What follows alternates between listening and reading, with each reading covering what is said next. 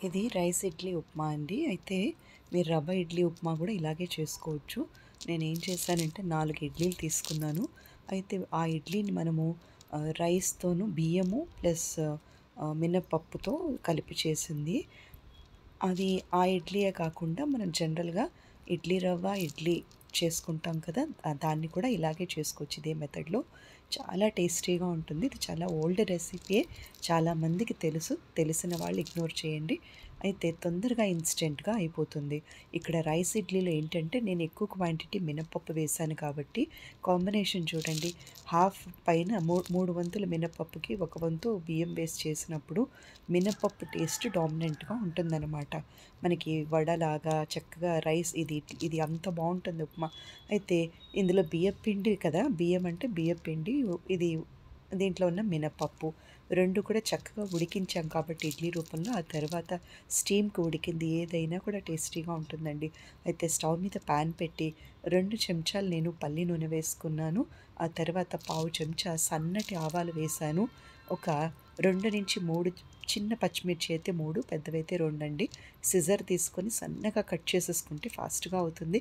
చేతులు మండకుండా ఉంటాయన్నమాట. సిజర్‌తో కట్ చేసిన ఈ పచ్చిమిర్చి మనం ఎవరు కూడా మధ్యలో తీసేయరు. చక్కగా తింటారు. ఎక్కువ యాంటీ ఆక్సిడెంట్స్ కలిగుండి క్యాప్సైసిన్ అనే కెమికల్ పచ్చిమిర్చిలో ఉంటుంది కాబట్టి తీయకుండా చక్కగా తినగలిగేటట్టు కంఫర్టబుల్‌గా కట్ చేసుకున్నాను.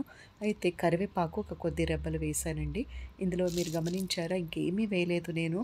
ఎందుకంటే ఆ మినపప్పు ఫ్రెష్‌నెస్సే ఆ చక్కటిగా ఉడికిన ఇడ్లీయే ఇందులో టేస్ట్ ఎలివేటర్ అనమాట.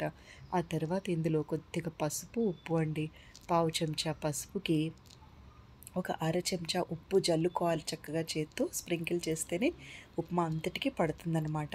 ఆ తర్వాత మూత పెట్టి దీన్ని ఒక 5 నుంచి ఒక 6, 7 నిమిషాలు మనం చక్కగా ఆల్రెడీ ఉడికిన ఉప్మానే కొంచెం ఫ్రై లాగా అవుతే ఉప్మా బావుంటుందనమాట. అడుగు మాడకుండా చూసుకోవాలి. కొద్దిగా తాలింపు కానీ, అడుగు కానీ మాడితే ఆ స్మెల్ అంతా కూడా చక్కగా ఇడ్లీకి పడుతుంది కాబట్టి అది వేస్ట్ అయిపోతుంది.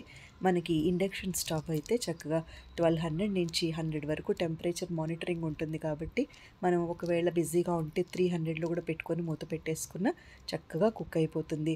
ఎంత సింపుల్ రెసిపీ ఈవినింగ్ స్నాక్ కింద, మార్నింగ్ బ్రేక్ఫాస్ట్ కింద కూడా ఇది బాగా చాలా టేస్టీగా ఉంటుంది వండుకోవడానికి. సేమ్ ఇలాగే ఇదే మెథడ్‌లో మీరు రవ్వ ఇడ్లీని కూడా మ్యాష్ చేసుకొని చక్కగా చేసుకోవచ్చు. అయితే ఇందులో ఒకటి ఏంటి అంటే ఎప్పుడూ కూడా ఈ ఇదే మనం ఈ ఇడ్లీని మనం 4 ముక్కలుగా చక్కగా కట్ చేసి కొద్దిగా కార్న్ ఫ్లోర్‌లో ఉప్పు, కారం కూడా వేసేసి దాన్ని కొంచెం మనం ఫ్రై చేసుకోగలిగితే కనుక షాలో ఫ్రై కానీ, డీప్ ఫ్రై కానీ చేసుకొని మనం కొద్దిగా tomato sauce, soya sauce, chilli sauce కూడా వేసి విడిగా ఒక పాన్‌లో ఈ కార్న్ ఫ్లోర్‌లో ముంచిన వేపిన ఇడ్లీని ఆ సాస్‌లో గనక మనం కొంచెం ఫ్రై చేసుకోగలిగితే ఇడ్లీ నగ్గెట్స్ అంటారండి. అది కూడా చాలా టేస్టీగా ఉంటుంది. మళ్ళీ ఒక్కసారి చెప్తున్నాను వినండి. ఆ రెసిపీ కూడా ఒకసారి నేను ఖచ్చితంగా చూపిస్తాను. ఇందులో మినపప్పు డామినెంట్ కాబట్టి చెప్పడం అనమాట. ఇడ్లీని 4 భాగాలుగా కట్ చేసుకొని, కొద్దిగా కార్న్ ఫ్లోర్ ఒక గిన్నెలో తీసుకొని దాంట్లో కొంచెం ఉప్పు, కారం, పసుపు వేసి ఈ ఇడ్లీ ముక్కలు దాంట్లో ముంచి కొద్దిగా లోతైన మూకుడులో కొంచెం నూనె వేసుకున్నా కూడా ఎక్కువ చేసుకోవచ్చండి. అవి డిప్ చేస్తూ బజ్జీలాగా వేపి పక్కన పెట్టుకోవాలి. ఆ తర్వాత ఇంకొక ప్యాన్‌లో కొద్దిగా టమాటా సాస్ ఒక పావు కప్పు, సోయా సాస్ పావు కప్పులో సగము, red chilli sauce, green chilli sauce 2 చెంచాలు చొప్పున వేసుకొని కొద్దిగా ఉప్పు వేసి అందులో ఒక్క ఉల్లిపాయవి, పచ్చిమిర్చి వేపుకున్నది కూడా వేసుకొని చక్కగా ఇప్పుడు మనం వేపుకున్న ఇడ్లీని మనం వేసి వేపితే కనుక ఇడ్లీ నగ్గెట్స్ రెడీ అయిపోతాయండి. పిల్లలకి చాలా ఇష్టంగా ఈవినింగ్ స్నాక్ కింద చాలా టేస్టీగా ఉంటాయి.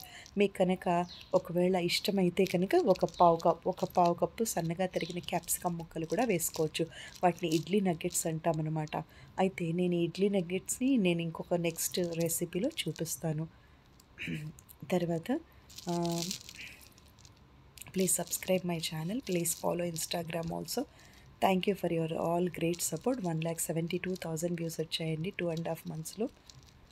Thank you for your great love and blessings.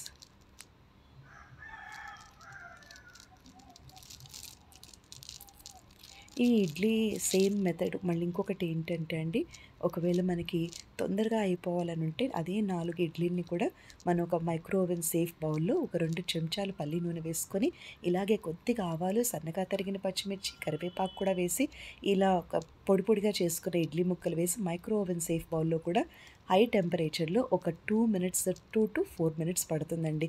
లేదా 5 మినిట్స్ వరకు కూడా పెట్టుకోవచ్చు మధ్యలో ఒకసారి కలుపుతూ. అలా మైక్రో ఓవెన్ సేఫ్ బౌల్‌లో కూడా చక్కగా బావుంటుంది. మనం కనుక లిడ్ పెట్టుకుంటే న్యూట్రియంట్స్